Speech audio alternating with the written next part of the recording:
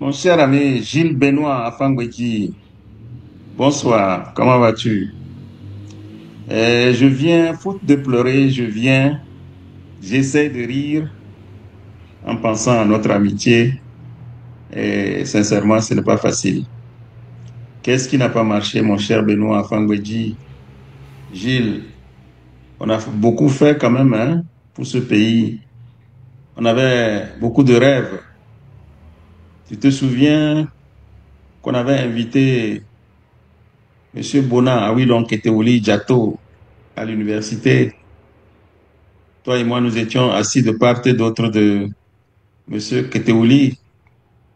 Il nous a expliqué comment il est devenu opposant, tout simplement parce qu'il est parti d'Ira et Adema de régler les problèmes dans le cloto avant que les choses ne se détériorent. Tu te souviens?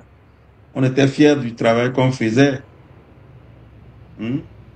Derrière nous était le professeur Gozo. Tu te souviens de tout ce qu'on avait fait? On restait sous les arbres pour écrire nos tracts. On restait à l'endroit où la dame qui s'appelait Epon et qui nous donnait souvent à manger. Hein? Benoît, qu'est-ce qui n'a pas marché?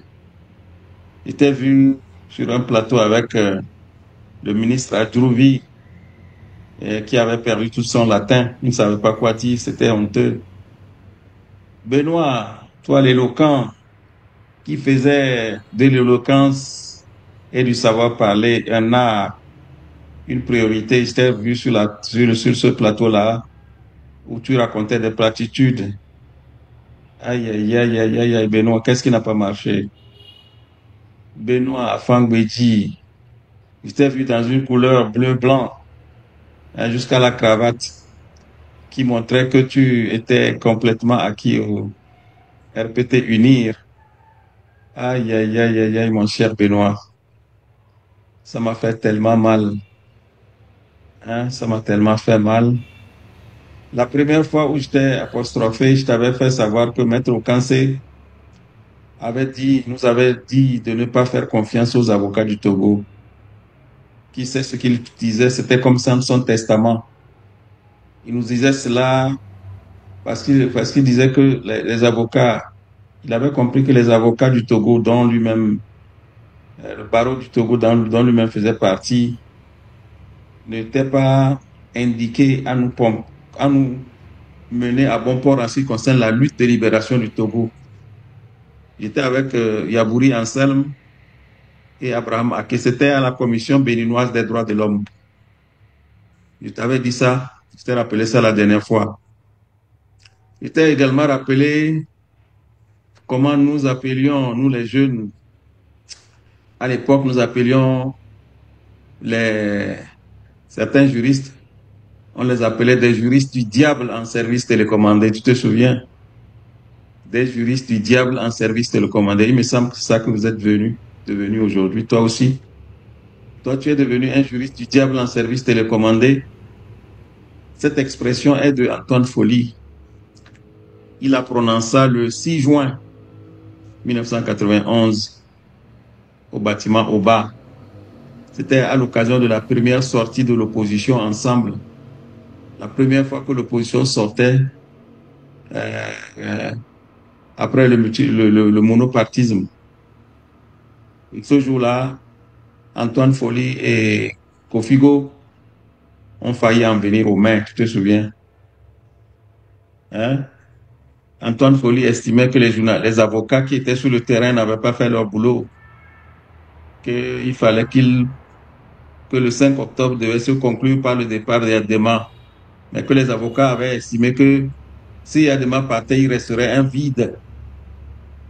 Tu te souviens? C'est à ce propos que Antoine Folly avait dit qu'ils sont des juristes du diable en service télécommandé. Tu te souviens?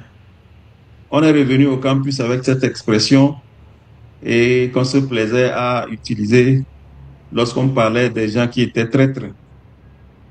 Aujourd'hui, c'est à toi que je suis malheureusement obligé d'appliquer cela. Tu es devenu un juriste du diable en service télécommandé. Tu ne trouves pas que c'est triste?